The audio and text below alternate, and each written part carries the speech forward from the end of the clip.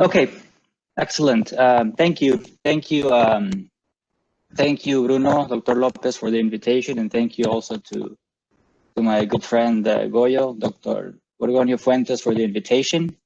The topic is appraisal and development in shale reservoirs, and I'll try to share with you some of the things that I've been observing in my work in the past year and a half, plus all the work I did at Pioneer.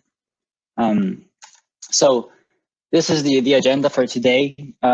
Originally, when I was approached for this presentation, I wasn't sure what I was going to present on. The reason is because all of the work that I did at Pioneer is obviously something that I can't present anymore.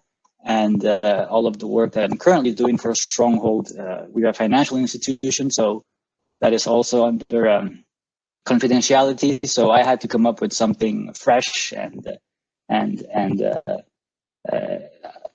something that doesn't get me in trouble, basically. So if there is any ambition in this presentation, is that what I'm going to present to you is using public data, and it's using commercial tools. So it's something that in theory you can yourself go and then expand upon, or continue digging, or see for yourself and appreciate for yourself. Because this is UNAM Mexico, with the two main customers of this presentation are our friends in Latin America and in Argentina, Mexico, Colombia, Bolivia, who are thinking about doing shales in their own country. And also the other customer is our friends in academia who would like to see what it's like to be in industry and the types of problems that we deal with. So I hope you find it interesting. And of course, our friends in the US who are already very much involved in shales I think we'll find something interesting here as well. So there's basically three parts and two more philosophical parts to my presentation. I'll talk about why I think this is something that is not talked about very often. I'll give a brief summary of the shale revolution in the United States. I'll specifically talk about Texas, or rather the Midland Basin. Then we get to the meat of the presentation. Field development interpretation, and some case studies, and I'll close out with some remarks. And so you probably have seen this in the movie several times. The Rorschach test is always portrayed as something that you show a mental patient of some sorts, or a person, a normal person, and depending on your personality and depending on the things that are in the back of your mind, you see different things in this figure, right? So somebody who's a happy person will see a butterfly, and somebody who's maybe not so happy will see some sort of an aggressive figure, etc. So I decided to get a bit creative and use this as a theme for my presentation, because as you'll see, two people can look at the same data and come to very different conclusions. And so okay, so first, motivation. We are scientists, so I have to start with a plot, of course. There are only two arm-wavy philosophical slides, I promise. The rest is hard data with numbers, like you like it. But basically, I'll start with an underlying question. Every time you drill a well, there has to be know-how behind it, right? There has to be somebody who did a study, or somebody who did some sort of a test. Just call it know-how or science. And how does that science trickle down to the decision making? Right? When I'm drilling a well, did I do simulation and microseismic and tilt meters and geochemistry, or did I just do a quick analysis? Oh, this should be good.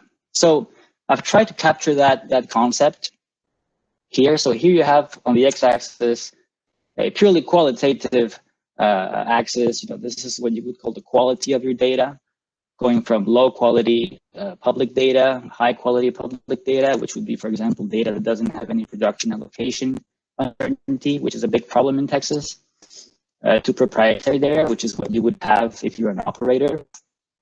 You have your beautiful daily production data and your pressures and your bottom hole pressures and so forth, and your big fancy science projects, right?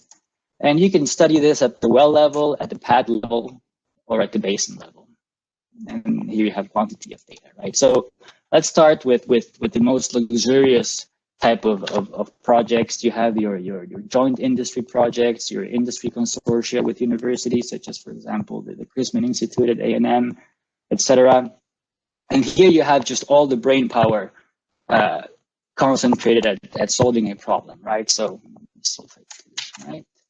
So here you have your industry experts and your professors and the people with 30 years of experience working on this.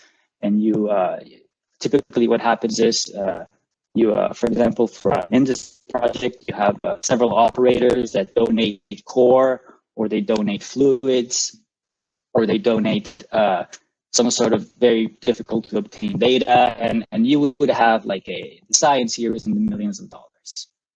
And so, for example, the hydraulic fracturing test site that they did in Eagle Ford and then in the Midland Basin. I think there's another one in the Delaware Basin. That's a good example. The deliverables are they're very ambitious. There has to be applied what to do, what not to do. But there's also a scientific ambition, right? You want to understand why the pore of space is doing this, or you want to understand why the fluid is doing that. And the people who have the money and the spare capacity to do this are the majors and the independents. Really, these are the people who want to answer these questions, right? Then you have the same type of thing, but on a more local level. You would call it the operator science projects. And these are when an operator decides to drill a pad and put microseismic and simulation and geochemistry. But it's more local. You have your SMEs, they're the company SMEs, which may or may not be quote unquote industry SMEs, however you want to see it. And the science is typically on the hundreds of thousands of dollars, maybe you get over $1 million. These are very valuable, and I think all independents and majors have done some sort of a operator science project. And I would say the deliverables are more applied. It's okay if you don't understand what's happening. As long as you learn something that makes you more money in the long run, that's something that's an objective that's been achieved, right?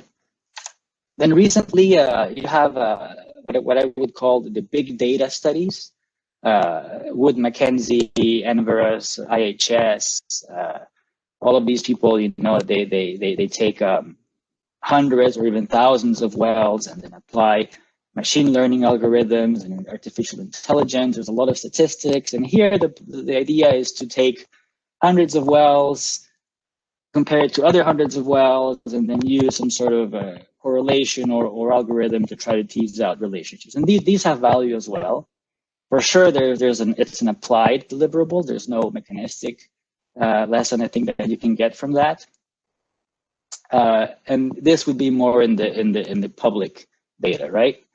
And finally, you have the people in red, everybody else, all the people who don't have access to spare capacity, either in terms of money or in terms of human capital.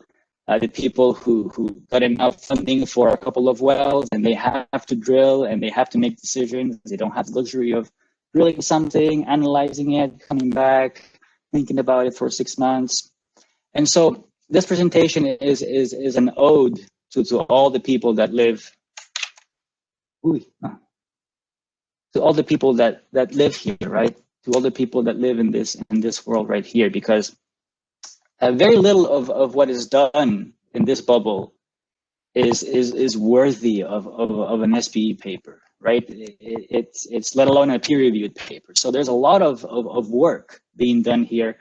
A lot of people make a living in this bubble, but it's just never something publishable, right? And so it's a little. So this presentation is a sneak peek into this world and in people that live here, which is now the world that I live in, by the way.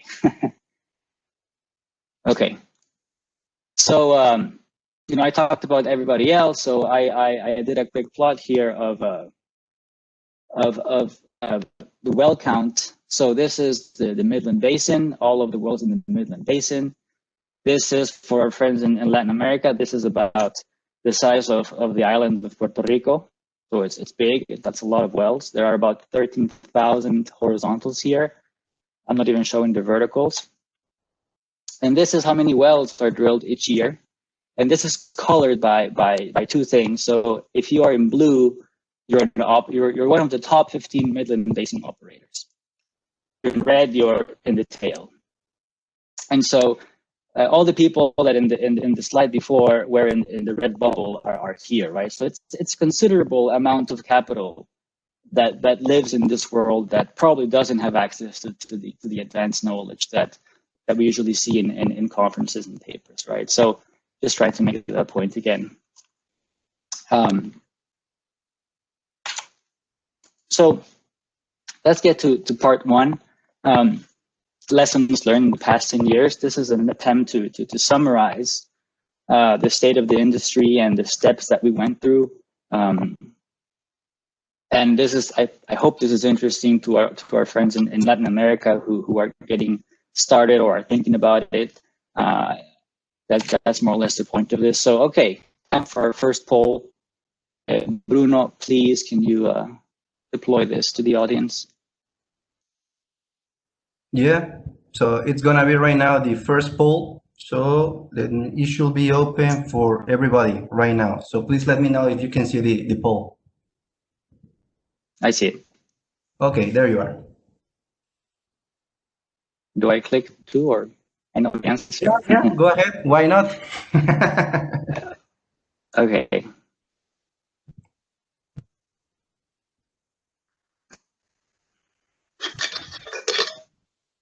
So people are right now answering the poll. So let's wait for, I don't know, 30 seconds, something like that? Yeah, 30 seconds is fine. Okay. Gives me time to. I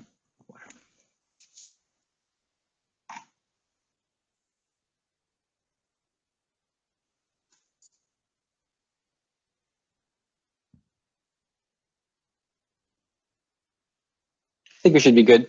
That should be good. Okay, so I'm gonna close the poll right now, and I'm gonna share the results with everybody. Okay. Yes. So it's just closing the poll. It's just taking some time. Okay. And once I have the results, I'm gonna share with everybody. So please let me know if you can see the results.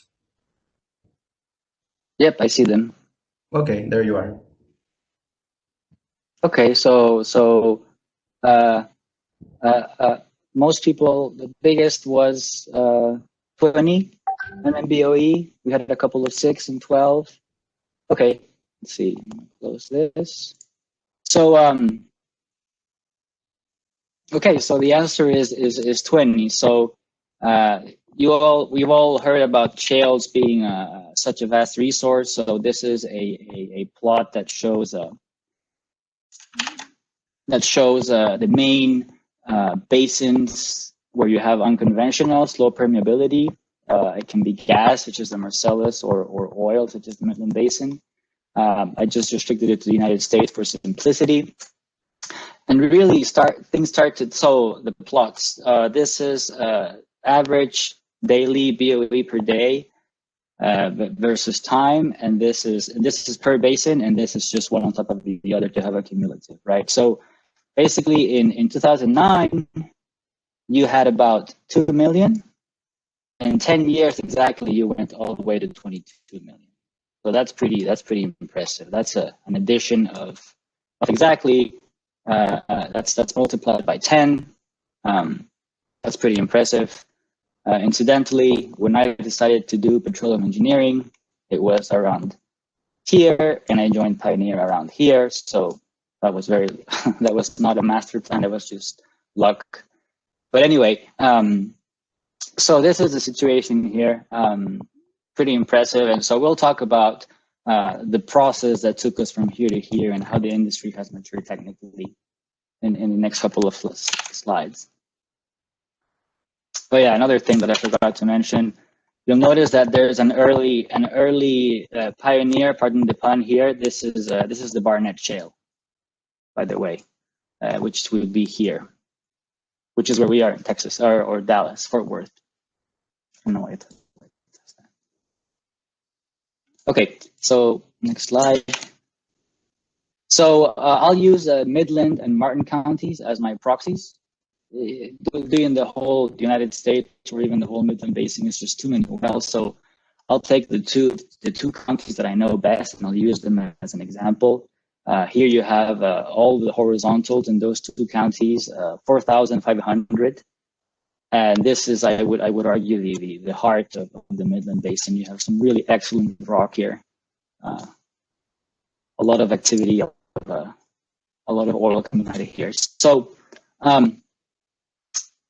for the 4,000 wells that I just showed in the previous slide, this is a box plot of the completion size. So this is pounds of proppant per foot of lateral, right? This is usually what we look at, pound per foot, to be more precise. And so I started in 2011 when people were more or less. Here you have, by the way, this is the 75th percentile. This is your median. This is your P50, and this is your P25. Just reminding you of that. And so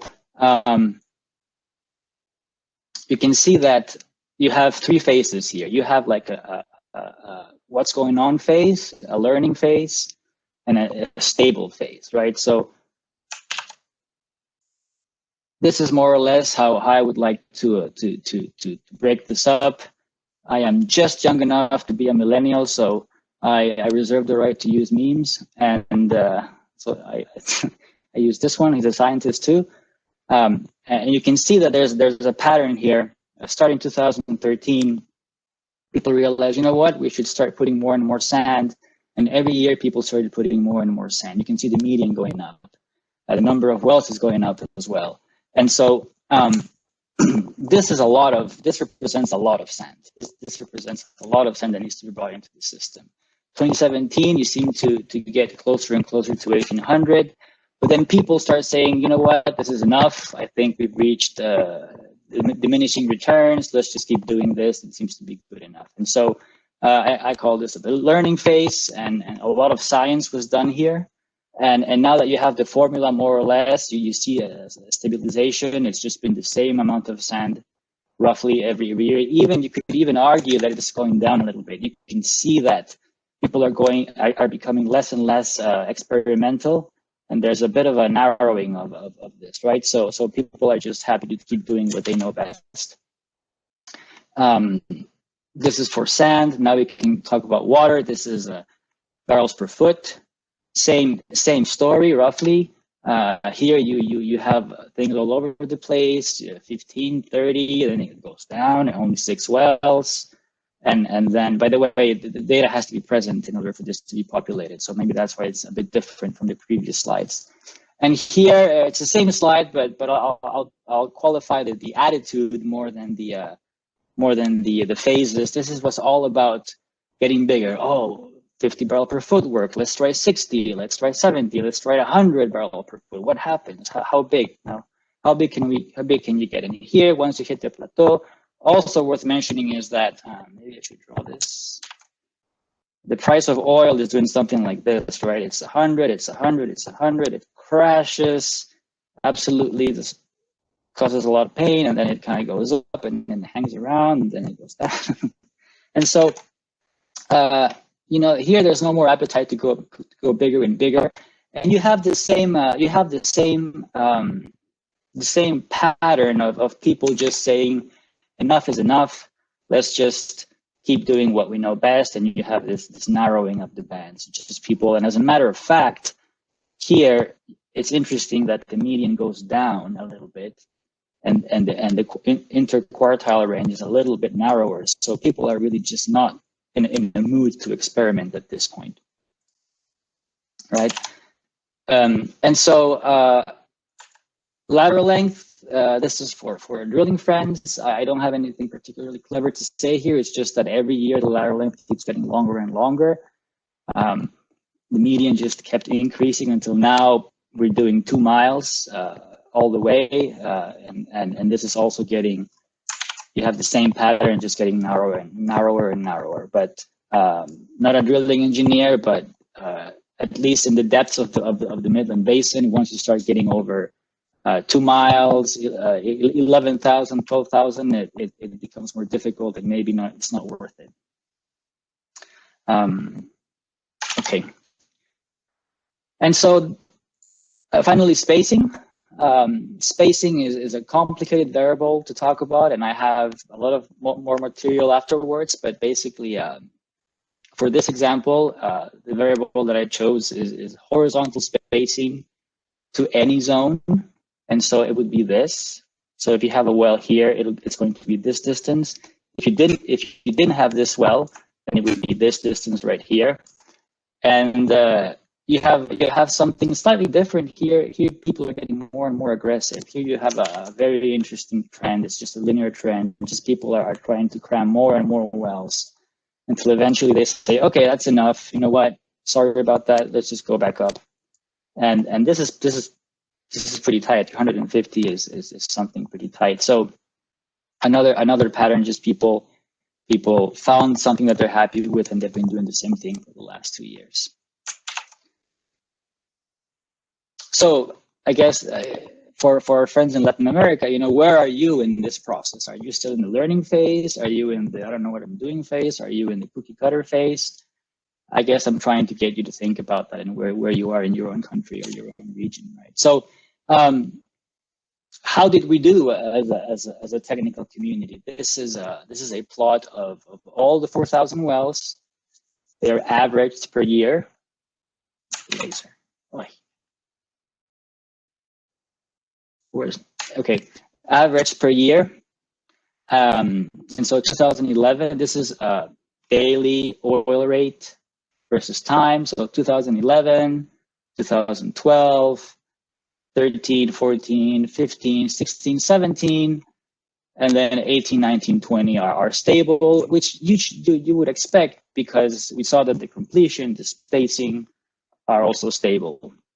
Right now, this is not normalized.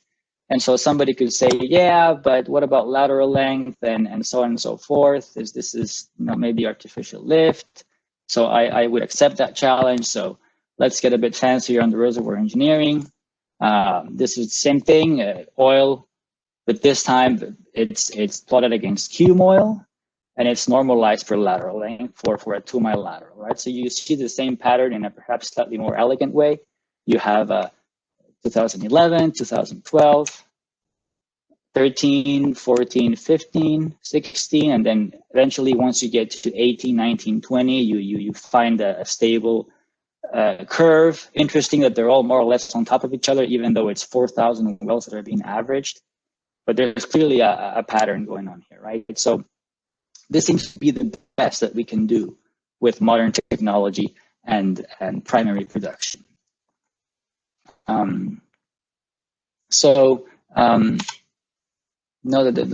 Finishing on with this section, would you like to reproduce this in your own country or in your own basin or in your own play? So what did it take in terms of investment, in terms of things that were pumped into the ground? So here you have the same 4,000 wells that we talked about previously. This is a cumulative plot of the number of wells drilled in Martin and Midland counties only, all the way to 4,500 in 2019. This is a cumulative plot of pounds of sand and billions of pounds of sand that you have to pump. And this is the same thing for water in millions of barrels of water that you pumped into the ground. And you do all of this to get this. This is your oil production, an MBO per day at a specific year. And this is not a cumulative, this is the actual production from the wells at that particular point in time. So it includes the wells that came online at that point, plus everything before that. So, in other words, in order to get to 800,000 barrels per day in 2019, you had to drill in the space of 10 years, 4,500 wells, and pump a lot of sand and a lot of water. So everything else being equal, this is what you would need to do in your country or your region if you want to reproduce this. think that's all I had to say about this. Okay, so we'll get to the Rorschach part of the presentation. The challenges of field development interpretation. Why is this so difficult? So I'll start with a somewhat synthetic, semi-synthetic example, illustrative example. This is something that people do all the time in the red zone, the forgotten zone that I talked about. This is the bread and butter for many people that never publish anything. So imagine, for example, that the acreage here in green is up for sale.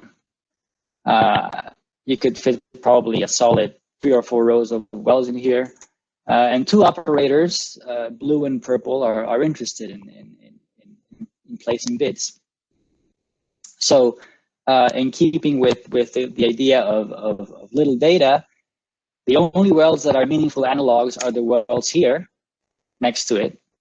And the operator of these wells is not participating in that particular bid. So you don't have access to a fancy data room. You have to use public data and your own geologic interpretations, right? And so to transmit a bit the difficulty of the Permian Basin is here you have all the benches that have been drilled by this particular operator. There's 6, 7, if you want to count the Wolfcamp B twice, the Wolfcamp A, the Wolfcamp B, which is in this case thick enough to be divided into 2, Lower Spraberry, the Joe Mill, the Wolfcamp C, the Wolfcamp D as well, a couple of Wolfcamp Ds. And you have to make sense of this, and you can see that it's not uniform, and they have different lateral lengths, and here you only have A's and B's, whereas here you have all of them, and here you have a short one, and different completions, etc. So both teams have been asked to propose, if we do acquire this successfully, what would you do? How would you develop this? So that's the question. And so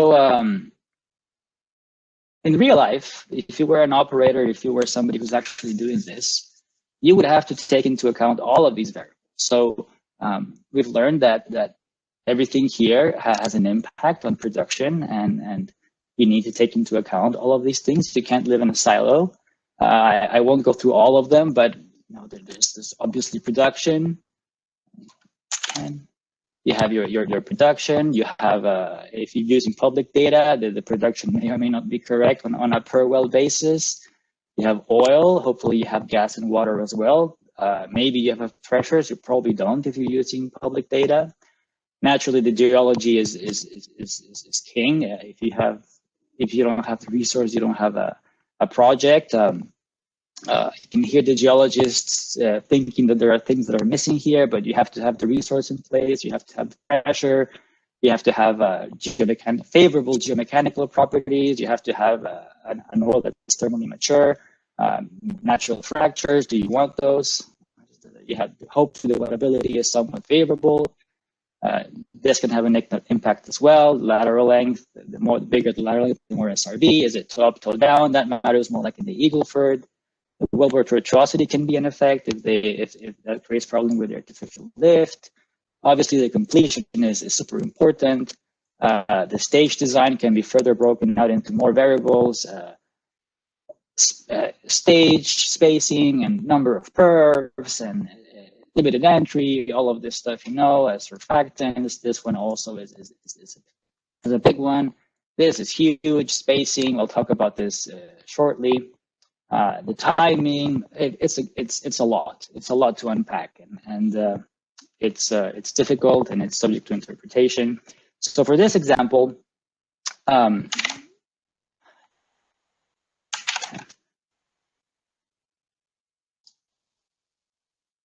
not make any mistakes. Okay, I'll only talk about oil production and spacing, just those two.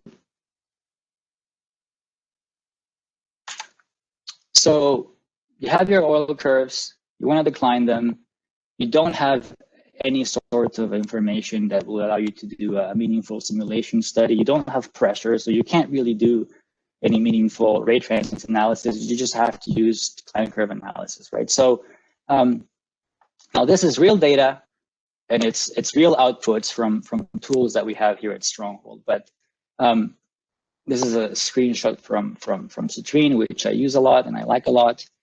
Rate versus time, Q versus time. This is 70 months of production. I don't know if you probably can't read that. I know, but this is a well that has over 6 years, 7 years or 6 years of production, and yet you fit the algorithms. You just tell it to decline it, and you find differences here. And so what you have here is for each well, I declined with these 8 different options that I have, Duong, hyperbolic, logistics, so on and so forth. And then I have a vendor A that proposes 2 different methods, and then a vendor B. And we pay, real money, good money for all of these options. And yet, when you deploy all of them, you see a difference. Sometimes the difference is significant, such as this case. It's probably because the data is maybe only 4 months of production or something like this. But even when it's fairly tight, let's see, and this is still a significant difference. You go from 250 to 350, or here, and for another one that's maybe tighter, this one 200 to 300. So that's a 50% increase from the lowest one to the highest one. So already, if you are only using one model, which is usually hyperbolic, you're already making a big assumption that what you're doing is correct, right? And so somebody would correctly say that, well, yeah, but in real life, you don't just deploy an algorithm. You would have a reservoir engineer that looks at it and analyzes and thinks about it and puts it into context. That's true. But that takes a lot of time, and it's still subject to interpretation. If you don't like or if you want to think of it differently, these are not 8 different algorithms, or they could be 8 different engineers. Maybe it would be narrower, but the point is, you have your first layer of uncertainty and interpretation. And so then spacing, right? So spacing is complicated in the Permian Basin. So you would think that calculating the distance between two sticks on a map is simple. It's just Pythagoras. But in reality, the spacing is what? So this is a map view with 2 wells that are not really of the same lateral length. And let's just call this the centroid, and let's call this the mean line. And here you have a gun barrel view. And so horizontal, okay, horizontal to what? Is it this distance? Is it the distance to the green one? Is it the distance to this red one? Is it only the closest well, or is it an average of these 2 wells? What about the vertical? Is it this distance? Hypotenuse distance, maybe it's this distance right here. And in terms of map view, okay, fine, but which distance do you care about? Do you care about the absolute closest distance, which would be this? Or maybe the centroid distance, but that looks wrong to me? Or maybe you want to do a mean? So this is also subject to interpretation, and you have to make a choice. Which one do you believe is the one that will tell you what's happening in your reservoir? It's not at all obvious, especially when you have this type of configuration. And my comment here, let me delete all this. My comment here about the diamond pattern is on top of it, it's difficult to drill these wells, such long laterals, and so you would want this to be here, but that doesn't happen, right? In reality, you have these uneven patterns, and so this well is supposed to be here, but for different reasons, it ended up being here. So now this distance is shorter than you thought, and so it creates all sorts of problems. So it's challenging, and it's what we have to deal with. And so the same exercise, I took the 100 wells of the couple of slides before, and I ran them through 3 different algorithms that we have: vendor A, vendor B, and an internal one that's under development. And this is the beta version. Just to illustrate that it can fail. And in this particular example is the closest hypotenuse distance to any zone. And you can see that even something as simple as calculating a simple distance, you get different results. So in this case, the internal one was not performing very well. It was giving you something else. We found out what the issue was. But even between vendor A and B, sometimes you have very big differences, such as, for example, here and here, or not that many in that case. But so, are you dealing with a situation where it's a nice cluster like this, or are you in a situation where it's something like this? That's going to influence your result. And so you put everything that I talked about, the EURs and the spacing together, and blue team and purple team end up with the following plots. And so a couple of comments here. The plots are normalized EUR, just to be apples to apples, against spacing, but the blue team decided to use the closest hypotenuse distance to the same zone, whereas the purple team decided to use the mean horizontal distance to the same zone. So it's not quite the same thing. This one is the distance to the closest point, any point, whereas this one is the distance to the mean of the horizontal. So a slight difference, but it does add a couple of 100 feet here and there. And for whatever reason, blue team likes Duong, and for whatever reason, the purple team likes power law exponential. And to make it fair and a real example that you can believe, I'm only showing one bench. I'm only showing Wolfcamp B. So it really is bench to bench, and I'm keeping it same zone in both cases. And this is sort of like the more philosophical comment here. The experience of the team matters. So blue team had recent successes in the Eagle Ford. They have figured out how to do shales. They're on top of the world. They have access to a lot of capital, and their compensation is tied to oil production, right? Their compensation is tied to how much oil they can get off the ground. Whereas purple team is kind of licking their wounds.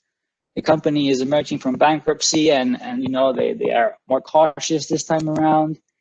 Their experiences in the Bakken, which is a lot of natural fractures, a bit more unforgiving. And the investors that are backing the purple team, they don't want fancy things. They just want to make sure they can have predictable returns, free cash flow. So these comments here are important because here we get into the Rorschach part of my presentation. The psychological makeup of the team will have an influence on the decision that you take.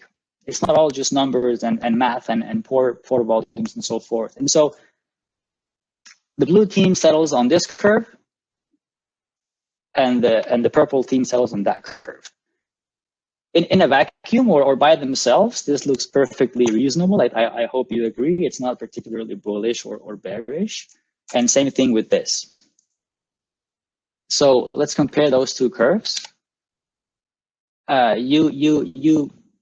What I like to do, and I think everybody should do, is you always have to come up with this plot. It's an EUR versus spacing plot, and you have to decide how your reservoir behaves. So in this case, you have to make a judgment call. You don't have all the data. You very rarely have the luxury of having specific data points for every single spacing. So here we had a 550. We had this is the real data that we had access to. But that's it, the rest you have to sort of populate with your own imagination. So this is something that you decide, and this is something that you decide too. So, one thing we can say about this example, both teams seem to agree that the maximum that you can get out of this is about 800 MBO. The petrophysics dictate that, so that's good. This here is wells per section, which is what we use in the Midland Basin. That's another way to look at it, 4 or 5 all the way to 12 wells per section. But a couple of this plot is absolutely key, because you have this point, which is where you start seeing EUR degradation, right? And so blue team decides that you start seeing EUR degradation at 6 wells per section, and purple team decides that you start seeing degradation at 5 wells per section. And based on the curves that we saw in the previous slide, this is the slope of blue's curve, and this is the slope of purple's curve. And so what happens is you now just take this is a single well, and you multiply it by the number of wells, and you end up with this plot. So all I'm doing here, that we are not in Laplace space. This is not anything fancy. It's simply a multiplication of the single well EUR by the wells per section. And those two curves, which look not that different, end up with a drastically different message as to how you should develop your reservoir. And so this is huge. You know, the difference between this and this is absolutely gigantic. And so if blue is right, then they have all this money to make. But if they're wrong, they could be, you know, down here. And similarly, if purple is right, well, they're going to be right here. But then if they're wrong, they're missing out on all this value. So this is a real example. So you might think, let's look at a typical well spacing for the Midland Basin. This, you know, which is a realistic spacing for what people do, this is at about a 50% difference. Okay, so we'll go back to that. But now, time to make this interactive. So I have a question for you. You are the CEO of Blue Company. Your payout, your bonus at the end of the project, and your reputation as a professional depends on your NPV per section. That's what the board determined that the compensation should be tied to. So, Bruno, can you please deploy the second poll? You know, which spacing do you approve? Okay, yeah, for sure. Let me know if you can see the poll. Yeah, so it should be open right now. Can you see the poll? I can see it, yeah. There you are.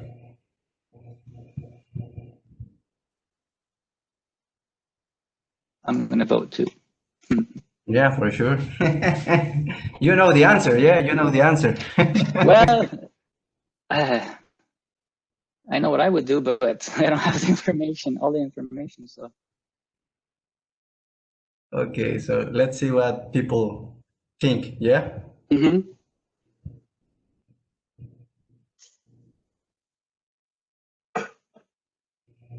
So we still have some people answering, yeah? Okay. Okay, yeah, we can wait. Yeah, it's okay for me. 10 seconds or so. Yeah, you give me the sign to close the poll, yeah? Can you see how many, has the majority of people voted? So we have 57%. Okay, that's enough. We don't want to keep. That's enough? Okay, so I'm gonna close. Let's see what happens. Okay, let's see what happens. So I'm gonna close the poll right now. So it's taking just a few seconds for getting all the responses, yeah? Sure. So I'm gonna let you know.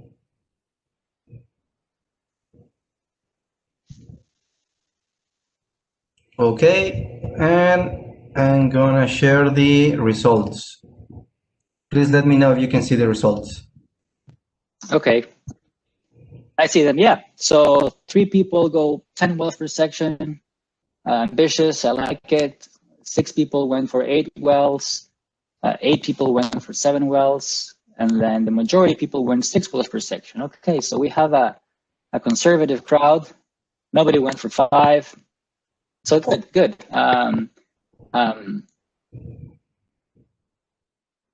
It's not obvious, right? If your team presents you something like this, it's supposed to be true, and you're supposed to go as high as possible. Now we know this in 2020, but in 2013, 2014, it wasn't obvious at all. Okay, so I will continue. Okay, so before we moving on to the third part, you know, some possible challenges that you could come up with. You could say, well, if I had the proprietary data and I had the pressures, I would make the right decision. This doesn't really happen. Or somebody could say, okay, even if I had public data, my team would see through the uncertainty and we would come to the right conclusion. Or maybe you can simply accuse me of cherry picking and say your inputs, you chose them so that this is more dramatic, but in real life, people are rational and conservative. So, okay, I'll accept those 3 challenges. Let's see what the real world case studies say. So case studies.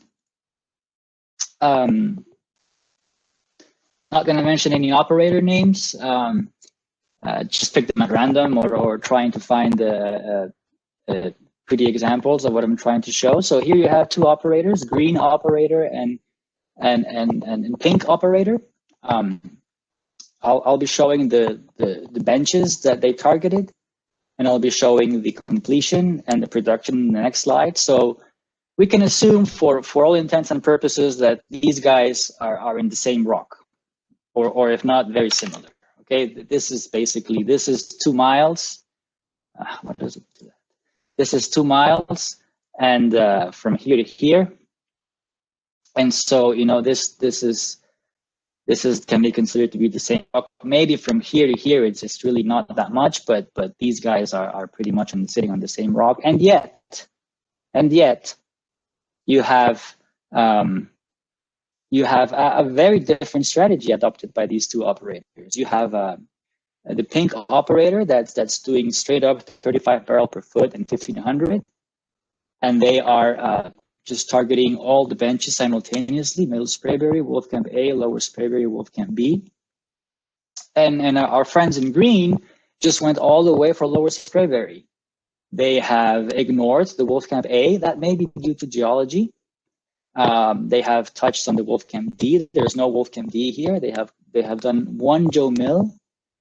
And so they're looking at the same data, or 90% the same data, and they're doing things completely differently.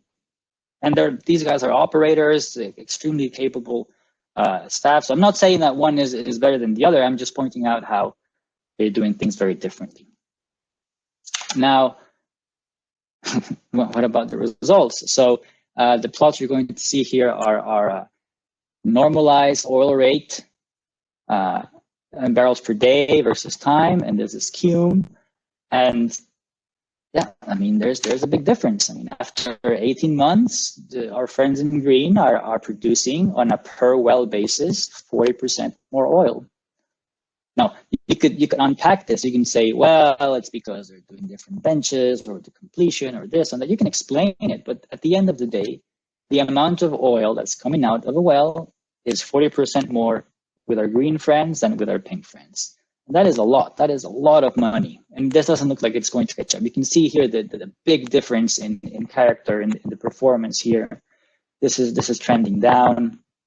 So now you can't say that green is doing a better job, because you don't know the realities of pink. You don't know their capital structure. You don't know the hedges that they have. You don't know the KPIs that they have defined internally.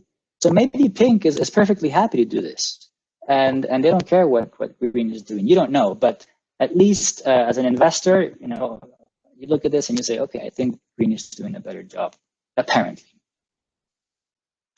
Example 2, this is a blue and red operator.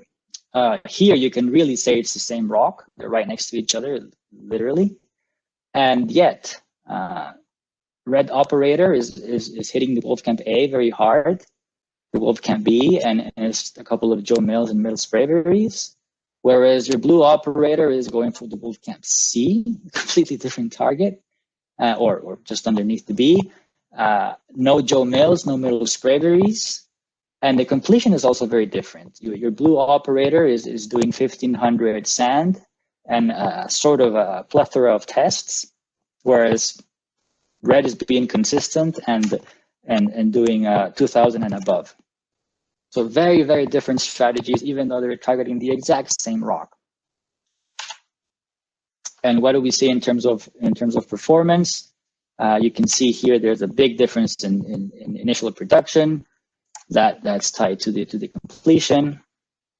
Red is just outperforming blue from day one, and after 3 years, red is producing 20% more oil on a cum basis. So, you know, if the costs of the wells are roughly the same, plus minus 20%, red is making more money here for the exact same rock. And 20% is a lot. Example 3, and last example, I have 3 more slides. You have brown and orange operators. Again, they are right next to each other, the exact same rock, and yet they are doing something very, very different. Here you have your orange operator is hitting the Lower Sprayberry very hard, whereas Brown is doing Lower Spraberry and Wolfcamp A at the same time with some Bs. Here there's a lot more Middle Spraberries, I guess in relative terms. It's a Lower Spraberry that's most important. So what happens here is that you have all these Lower Spraberries, and when you come back and do your Wolfcamp A's underneath it, there's going to be parent-child effects, right? And in terms of completion, there's also a difference in philosophy. Brown is clearly hitting the same amount of sand, but using a lot more water. So that's more money that you're spending. So different philosophies for the exact same rock. And this is an example that I was very happy to come across, because it illustrates another reality of shale wells and how treacherous they can be. Let's just get the obvious out of the picture.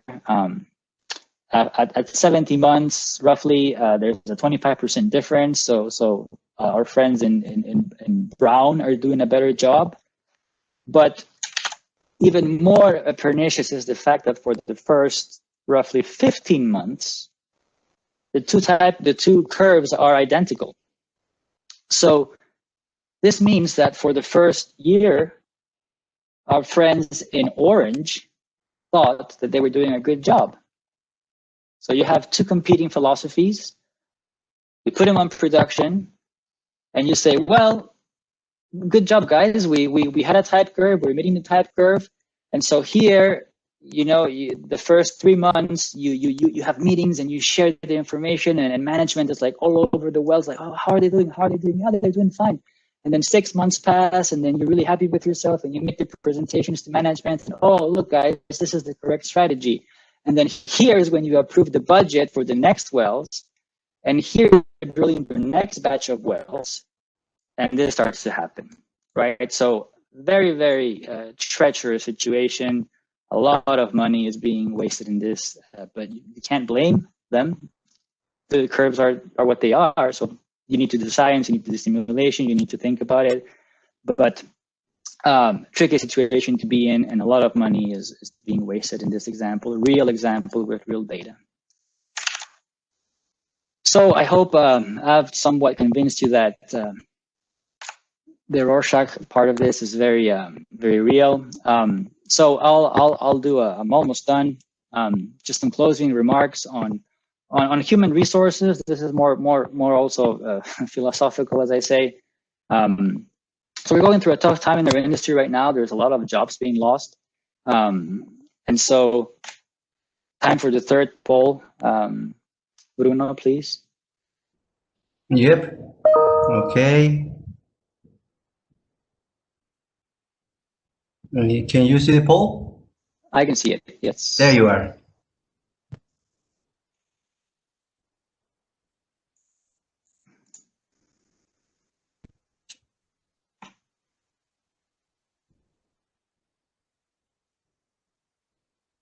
Let's give it, I don't know.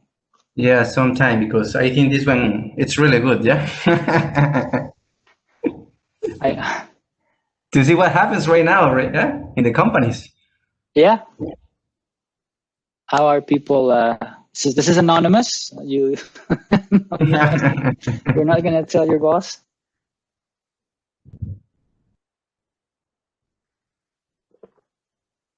Okay. I guess when you see 50%, you can stop it. Okay, 50%. Okay, so I'm gonna stop it right now. Okay. Okay.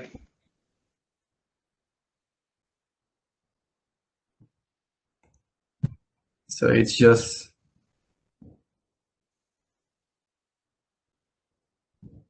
getting all the responses. Yeah. So. Sure.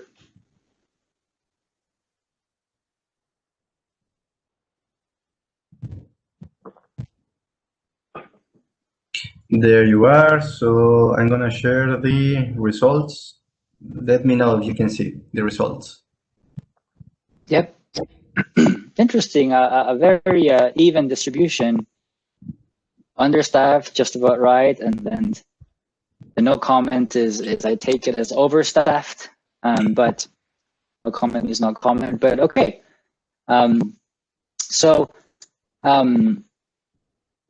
Here I close the loop that I started in the first couple of slides. This is completely the result of my imagination. It's a thought exercise that I wanted to leave you with, especially those of you who manage people and those of you who hire and fire people. But let's assume, and bear with me, let's assume that one engineer or geoscientist can dedicate 8 hours a week to deep thinking. You know, I'm not talking about going to meetings, or I'm not talking about putting wells in an area's database. I'm talking about just like the sit down and think about a problem and analyzing the data and digging through the numbers and so on and so forth.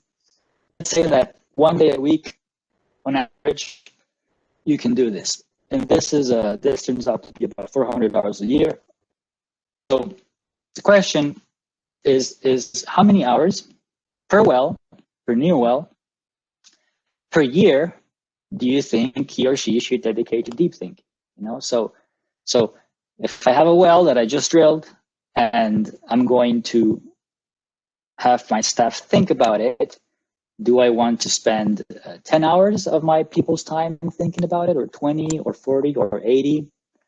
And so you do the numbers, and this is wells drilled per year. You multiply them, and you end up with the number of engineers that you need, right? And so if you don't want to spend any time, if you drill 100 wells, it can be anywhere from 2 engineers to 20 engineers, more or less.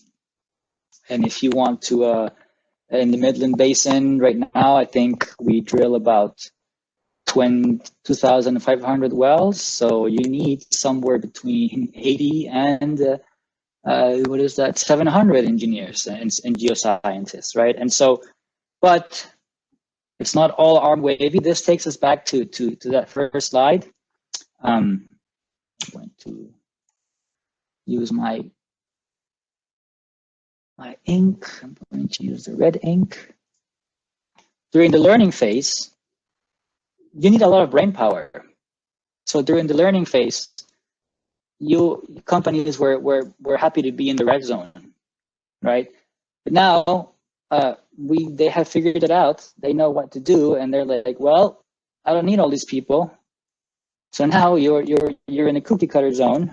And unfortunately, it's just a harsh reality. You are pushing. You're seeing this movement towards the blue line. And so I just wanted to leave you with this. No overarching conclusion. But I think this is what we're seeing, unfortunately. Okay. That's all I had. I think we're past 11. So I will get out of the. So some acknowledgements. All of the plots were done with Enverus, Prism. I use Citrine. I use TypeScript Studio. Drilling Info and RS Energy and QEng, they all belong to Enverus now. And then we also have brilliant colleagues at Stronghold who do a spacing tool. And that is the end of the presentation. Thank you very much. I think we can take some questions if anybody has any. Okay, thank you, Manuel, for the presentation. Yeah, as you said, we're going to start the Q&A session. So please, if you have any questions that you want to make for the speaker, feel free just to send us the questions, and Manuel is going to answer all the questions. Yeah. So yeah, either through the Q&A or the chat, whatever it's easier for you. Yeah. So we're going to start right now, Manuel. So I'm going to keep you with the role of presenter, so you can just go back and forth with the slides. Yeah. Okay. Okay, there you are. So I'm going to start with the first one. Is from Salome Bonilla. She is asking, how many wells do you need in each phase to understand your play, especially if you don't have any well drill in that play?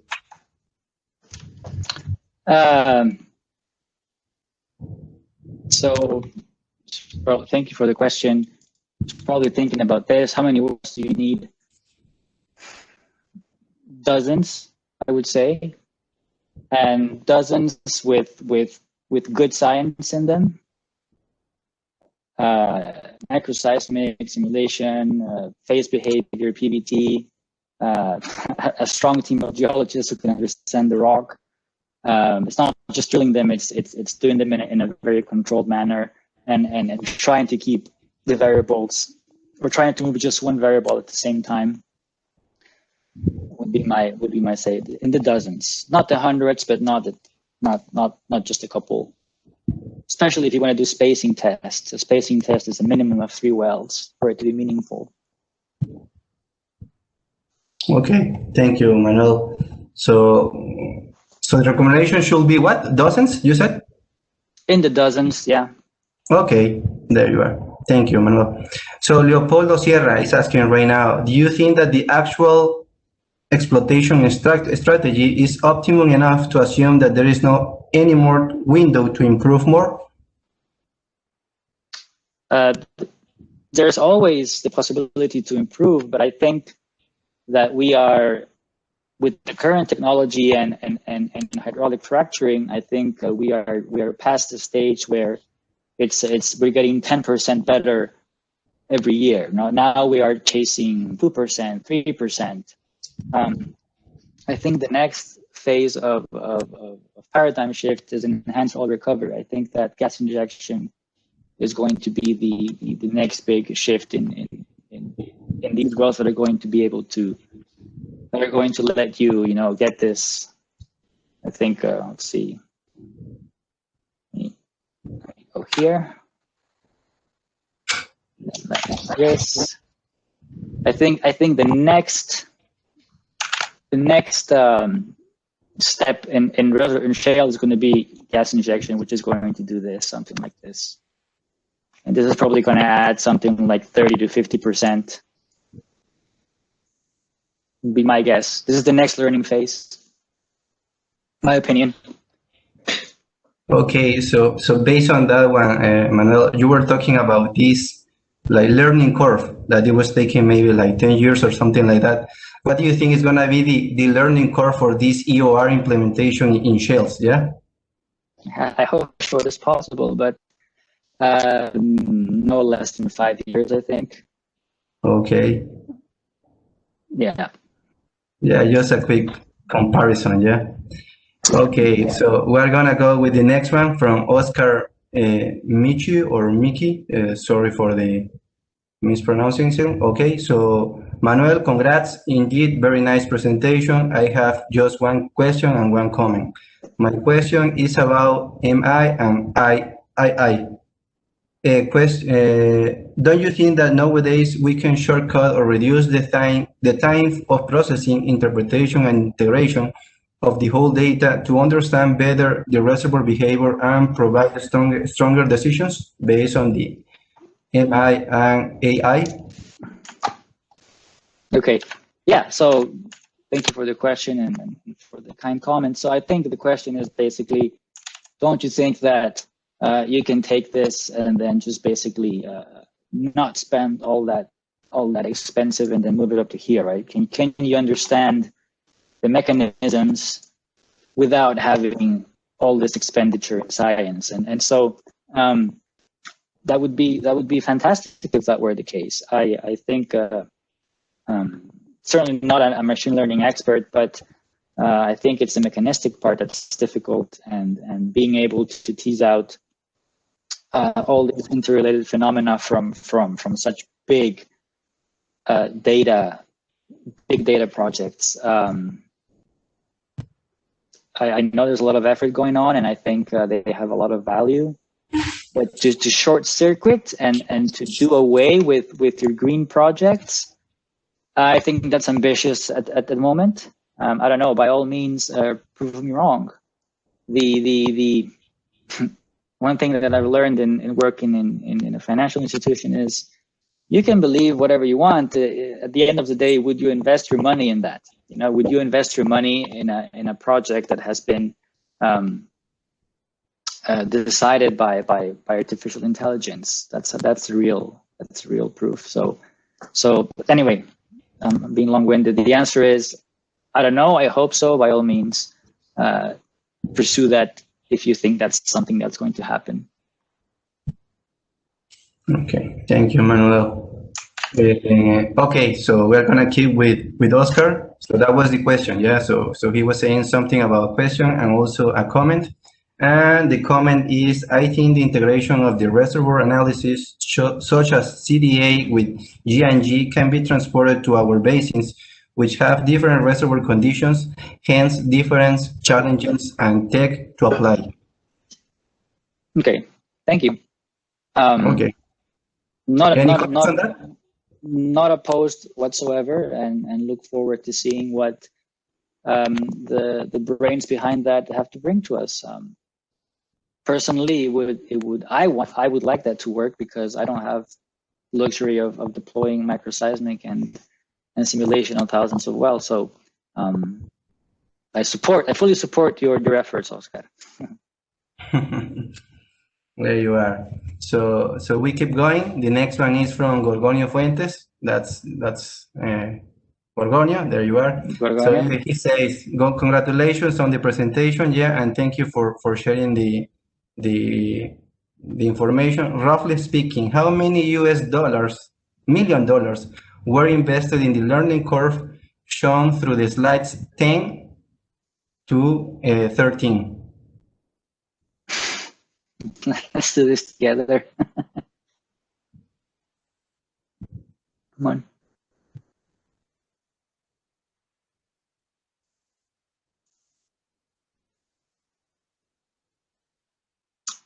Let's do this. Is probably the easiest. So the learning curve is roughly up until 2017. So that's 2,000 wells.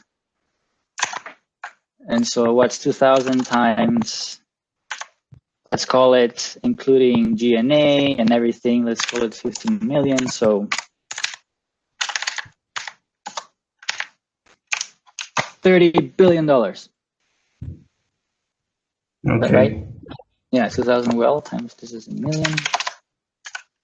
Yeah. That's right, no? 30 billion, yeah. Okay, well, Gorgonio, that's the money. Yeah, that's the amount of money invested. So that's. But hey, if you do the science correctly, and you could skip that and hopefully cut it down to 10 billion.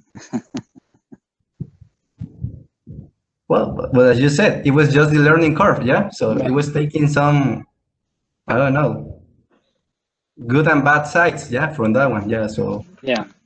So it is always like that, yeah. So we're gonna keep going, Manuel. So the next one is from Salome Bonilla again. So she's asking, based on the spacing that you show in the examples, can you frac the wells in the same path while the others are producing? Thank you for the question. I would not recommend that. So if you are, for example, where's my part 2? If you are, for example, producing this pad and fracking this one, there's going to be communication, and it's going to water out your wells. Your production engineers are going to, rightly so, hate you. No, you have to shut in the wells that are nearby. In the Midland Basin, it's about, rule of thumb, 1,500 feet. You shut everything. You shut your verticals as well. You frack, and then once you start producing, you turn everything back on. Yeah, you don't want to do that. Okay, thank you, Manuel. So we were talking about this EOR in shales. So we have a question related to that one. So basically, Emmanuel Robles is talking about EOR. What do you think about enhanced gas recovery using CO2 storage? I think it's something that will inevitably become more important as the years go by, because of all the new trend in ESG, environmental, right? And so if a company can figure out a way to use CO2 that came from polluting coal, not factory, but a furnace, and you use that CO2 to get more oil out, and you store it at the same time, that would be something very, very good. But it's my understanding that, I haven't worked with CO2 personally, but it's very difficult to work with. I think it corrodes your pipes. It's a volatile gas. So it's my understanding that it's not an easy task to work with CO2. So I think that's definitely a worthy area of research. But it's going to be a challenge too, I think. Also, 5 to 10 years before we figure that out. Okay, so based on that one, if you were the owner of a land or something like that, you will prefer the gas injection rather than the CO2 injection or something like that? That will be the message, or what will be the message? No, it's difficult to answer that without knowing, exactly which gas is it. Is it pure methane or is it a rich gas? Okay. A big challenge with CO2 is getting it right. So, not a CO2 expert, but most of the CO2 that is injected for enhanced oil recovery comes from other CO2 reservoirs. It doesn't come from polluting places. It comes from other wells that we drill to get the CO2 out. So. And you have to have the infrastructure. You have to be able to bring all of that CO2 into your field. So that's a lot of pipes that you have to build. And so it's not really a matter of what I prefer. It's a matter of what is available nearby. And very often you don't have like a plethora of options. Oh, I could have CO2. I could have ethane. It's just like, oh, if I'm lucky, I can hook up to that and it only has rich gas. It's the practical constraints are are overpowering over the what I would like to happen. Availability is a problem. Okay, availability. Okay, that's good. And well, so we keep going. We have this one from Isabel Solano. He's asking, could you please comment on the evolution with time of F&D costs for this area, Midland and Martin counties, and how it compares with other areas or basins? So roughly speaking, where's my Midland Basin slide? Let's see, I'm going to draw on top of it.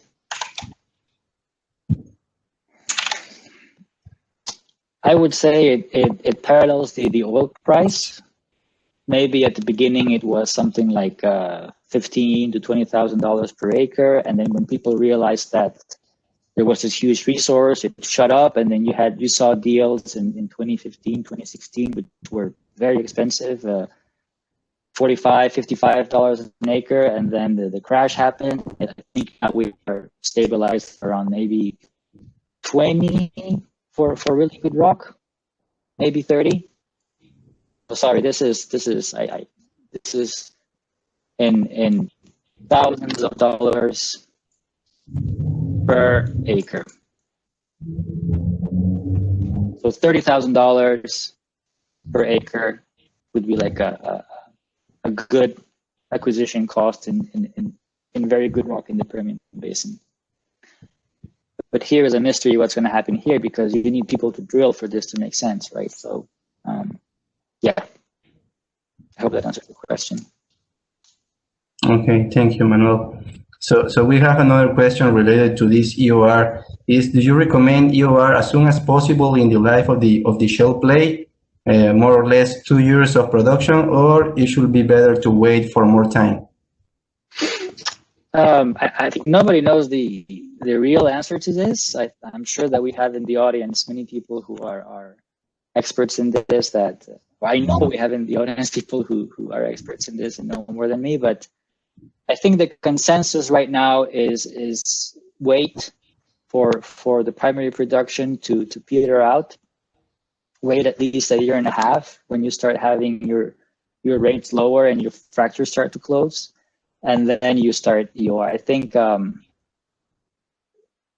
I just haven't seen or heard of anyone doing EOR as soon as the well is open. I like the idea, but I think a lot of studies need to be done. And there's also a capital issue, right? There's you wanna have that trusty cash flow at the beginning. You don't want to interrupt it and then pour even more capital into it with compressors. And so no, it's an excellent question. Nobody knows the answer.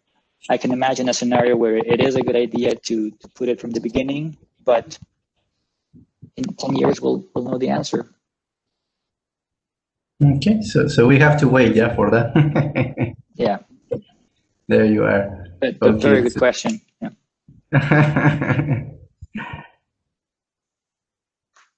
Okay, so we have the next one from Leopoldo. The actual strategy, or the current strategy, I would say, in North America is dictated by the low prices of the produced hydrocarbon and the massive fracture strategy. Do you think that this strategy needs to be different outside of North America, where especially gas prices are much higher?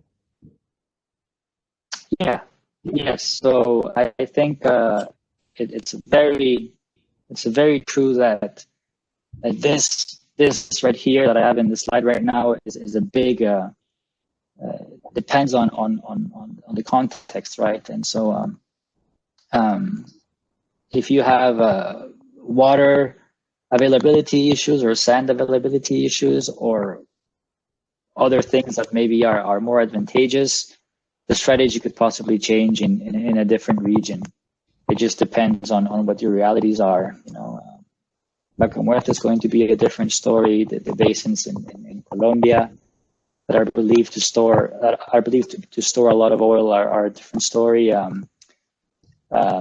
I do think that the Permian Basin is privileged because it already had so much infrastructure, and from a regulatory standpoint, it's also very friendly to oil and gas. So hopefully that can be replicated in other places. But yeah, the strategy will and the expectations will change from one to the other. Okay, well, thank you. Let me see if we have any other question. Manuel, it's already 11:25. You want to keep going, or we should? No, I think we can stop it here. Anybody can email me if you have any questions. Okay, there you are. So thank you, Manuel, for this Q&A session. Yeah, so hope all the questions are answered. Yeah, by Manuel. So we're gonna keep going. Manuel, right now I'm gonna be the presenter. So just to wrap up everything. Yeah. So okay, sure. It's gonna come back to me. Thank you for the presentation, Manuel. Yeah. No, thank you for the invitation. It was an honor. Okay, there you are. So we're gonna close basically everything right now. So let me see if you can see my presentation. Yeah. So yes. We are here, Manuel. Okay. So thank you again for being with us. Yeah. So this is just a certificate of participation. Yeah. On behalf of the School of Engineering, the Division of Earth Sciences Engineering at Universidad Nacional Autónoma de Mexico, UNAM.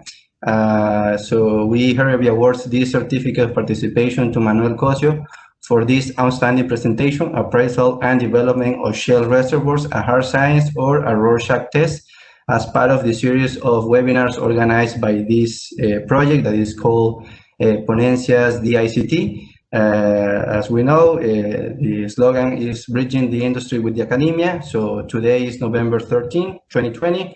And it's signed, this certificate is signed by myself, Bruno Armando Lopez Jimenez, Assistant Professor, and the head of the Department of Petroleum Engineering, Israel Castro Herrera, and the head of the Division of Earth Sciences Engineering in the School of Engineering at UNAM, Dr. Enrique González Torres. So we're going to make sure that you get this certificate, Manuel. We're going to send this one, a digital version of this one by email. Yeah, so thank you, Manuel. Yeah.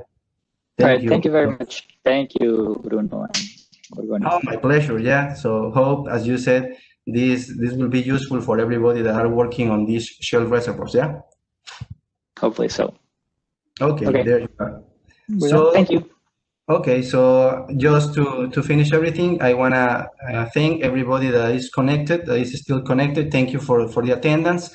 As you know, so we have this series of webinars. So the next one is going to be on November 27th. And it's going to be given by Dr. Erdal Oskan from Colorado School of Mines. And the topic is going to be big solutions to small problems. So we hope that you can connect, that you stay in touch with us, and the registration will be available soon. So please fill the registration form that is going to be open next week.